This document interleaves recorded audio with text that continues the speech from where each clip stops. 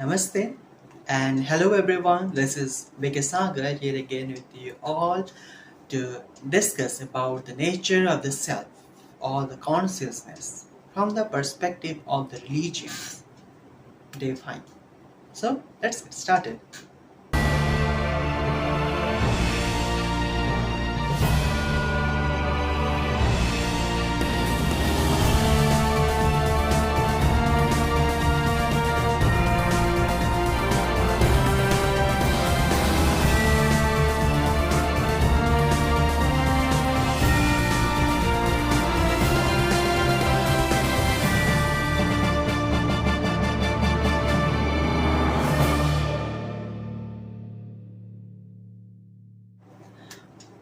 Man had been asking himself for a period of at least about 2500 years, of which I have some reliable record of some pertinent questions like who am I, who is a god, and people wanted to solve the riddle of the self.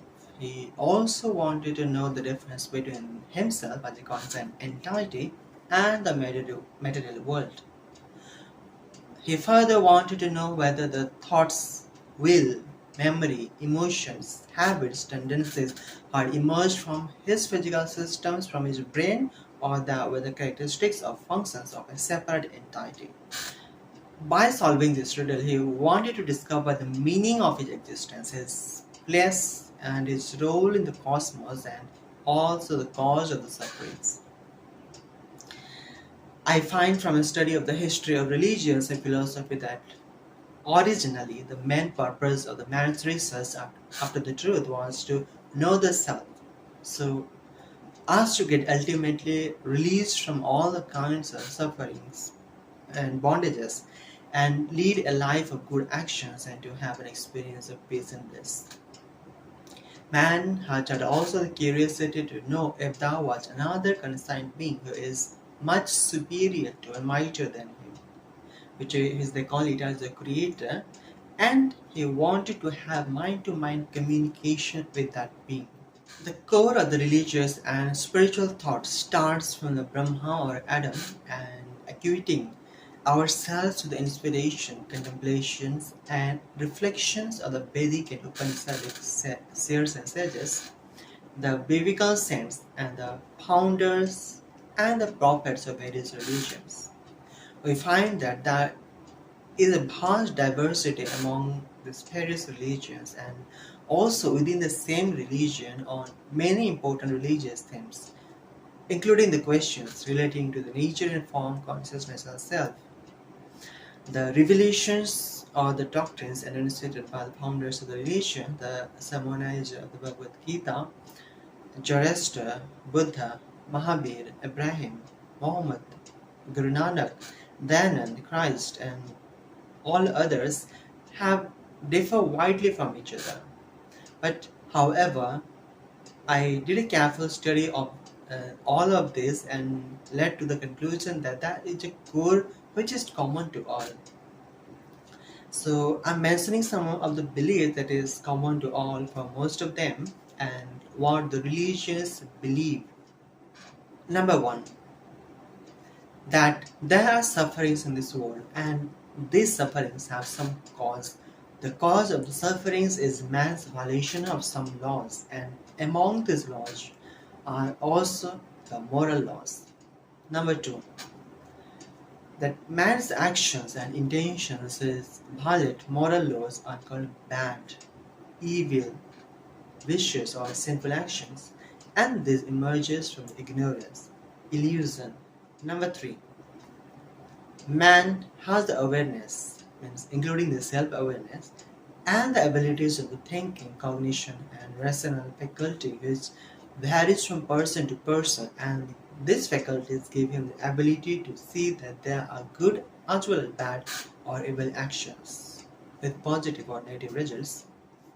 Number four, the man has the own will or the desire and the power of judgment, so therefore he is responsible for his actions, for he can choose between good and bad. Number five, the man has the ability of feeling and experiencing the emotions, and if he desires to be liberated from sufferings and from the experience of pain and aspires to the happiness, he should exert his will and keep up the evil and imbibe the divine virtues. Number 6. The man has the ability to learn, to retain, and to recollect. That is, he has the ability called memory, and he should therefore learn the truth about the self, the world, and the creator, and should remember his true identity and use this ability in a right and virtuous way. Number 7. He has the ability to realize his identity as different from other beings and persons, and to consider the self as an individual or a person. Number 8. This individual, which is awareness, will, memory, has also the ego or the I-ness, which is a feeling of his identity as the self. Number 9. While in the body, the soul has certain altered states of consciousness in the form of wakefulness, sleep, bliss, intoxications, and coma when it is in the body. Number 10. This individual self has the ability to relate to the others, and it may thus have various affinities, bonds, relations, associations with other peoples. And a person should not do actions that result in bondage. Number 11. The self does not die with the body, for it has to reap the fruits of its actions even after the body dies.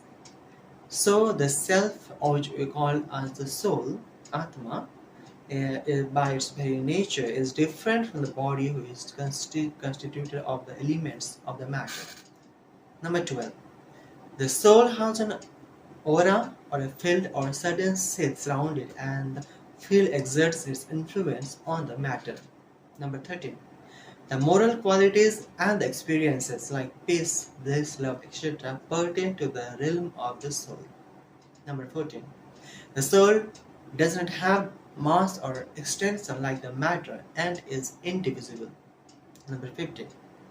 The soul is a traveler from another world called Brahmalok, Parlok, Satyalok, Abhyakt, highest heaven, or the fifth or the seventh region on high into this world, where the basic moral law of action is that sooner or later he will reap as you sow. Number 16. Itself has a goal or purpose, namely the attainment of liberation from all sufferings, and attainment of perfection, and complete and everlasting happiness. Number 17.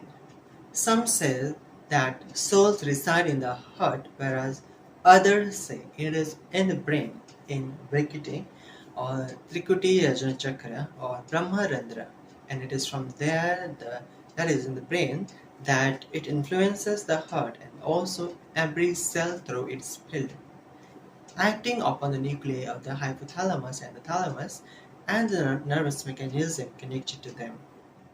Number 18.